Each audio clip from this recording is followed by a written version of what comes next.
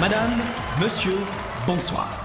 Le débat de ce soir oppose Monsieur Durieux, représentant la gauche, à Monsieur Perrin, représentant la droite. Si vous le permettez, entrons tout de suite dans le vif du sujet et sans plus attendre, je vous poserai la première question. Que peut attendre le citoyen après l'élection de 2007? Monsieur Durieux? Eh bien, je n'aime pas non plus tergiverser, c'est pourquoi je suis heureux et satisfait que nous rentrions directement au cœur du sujet. Bien. Que veut le contribuable? Quelles sont ses aspirations profondes au seuil du 3e millénaire? Il connaît son pouvoir d'achat et que constate-t-il? Qu'il est en baisse, qu'il régresse de jour en jour, qu'il a de plus en plus de difficultés pour joindre les deux bouts. Alors avant toute chose, avant l'Europe qui se profile, avant de débattre sur le statut de citoyenneté pour lequel il y a des tas d'améliorations futures, je n'en dis ce qu'on vient pas. Redonnons au contribuable ce qui n'a jamais cessé de réclamer. Un euro fort pour un pouvoir d'achat fort et un cycle de consommation régulier.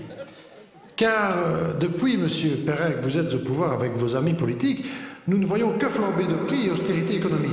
Je voudrais dire ce soir aux téléspectateurs qu'il y a une alternative. Oui, et vous allez sans doute nous dire que cette alternative, c'est vous peut-être. Mais parfaitement, nous proposons des idées claires, précises, dans une stratégie de communication et d'échange interspécifique.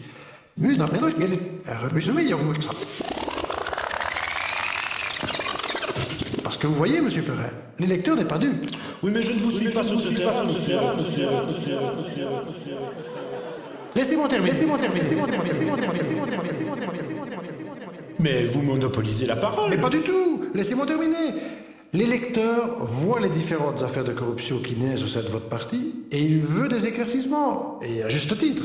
Écoutez, je suis content que vous me posiez la question, mais pour tout vous dire, je l'attendais. Et je vais vous répondre en 3 points. Premièrement,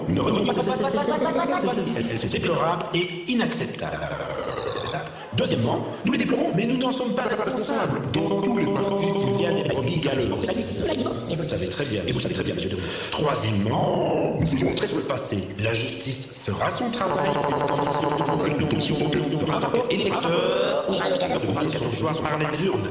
Les coupables devront et seront punis. Et je m'y attellerai particulièrement.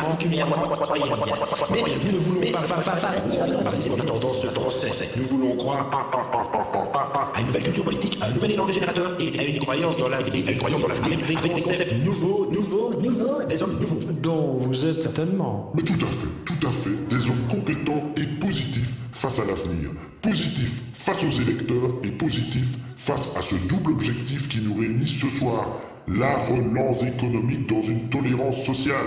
Très bien, écoutez, après tant de zèle verbal, que dire? Sinon, vous êtes certainement plus fort en paroles désuètes qu'en actes mots, et que, avant de nous assonner votre discours préfabriqué, vous devriez plutôt mettre de l'ordre dans votre propre vie privée. Que voulez-vous dire? Vous le savez très bien. Ah non, je refuse d'être attaqué sur un plan personnel, d'être attaqué sur un plan personnel. Alors je suis venu en toute convivialité. Écoutez, je vous ai laissé la parole. Sur ce plateau. Écoutez, je vous ai laissé la parole. Débattre avec des personnes. Je vous ai laissé la parole. Que je croyais tolérant. Je vous ai laissé la parole. La politesse, c'est de vous laisser terminer. Oui, sachez que je n'ai de leçon de morale à recevoir de personne, et surtout pas de vous.